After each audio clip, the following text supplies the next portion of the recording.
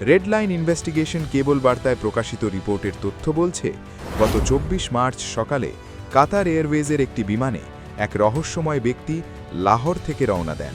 সেই বিমান দোহা হয়ে সকাল ৮টা নাগাদ পৌঁছয় মালয়েশিয়ার কুয়ালালামপুর বিমানবন্দরে। সেখানে বিমানবন্দরের কাছাকাছি একটি 4 স্টার হোটেলে কয়েক ঘন্টার জন্য বিশ্রাম নেন ওই ব্যক্তি। সেই দিন অর্থাৎ বুধবার বিকেল ৪টে নাগাদ ইউএস বাংলা বিমানে চড়ে রওনা দেন। ইউএস বাংলা এয়ারলাইন্সের BS-316 বিমানে সেই রহস্যময় ব্যক্তি নামেন ঢাকার শাহজালাল বিমানবন্দরে। তাকে বিমানবন্দরে রিসিভ করতে আসেন এক ব্যক্তি। গাড়ির চালক রহস্যময় ব্যক্তির লাগেজ গাড়ির ডিকিতে তুলে দিয়ে রওনা দেন। গাড়ি N3 ঢাকা ময়মনসিংহ মহাসড়ক ধরে দুরন্ত গতিতে এগোতে থাকে।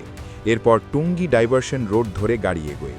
অবশেষে ডিফেন্স অফিসার্স হাউজিং সোসাইটির বা DOHS বাইপাস রোড ধরে গাড়ি পৌঁছে যায় গুলশান এলাকায় পাকিস্তান হাউসে। বোঝা যায় ওই ব্যক্তি রাত্রিবাস করছেন পাকিস্তান হাউসেই। সেদিনই রাতে ধানমন্ডি এলাকায় ওই ব্যক্তি একটি ক্যাফে কাম হোটেলে দেখা করেন জামাতের আইনজীবী তথা ডক্টর ইউনুসের আমলে গঠিত হওয়া ইন্টারন্যাশনাল ক্রাইম ট্রাইব্যুনালের চিফ প্রসিকিউটর তাজুল ইসলাম।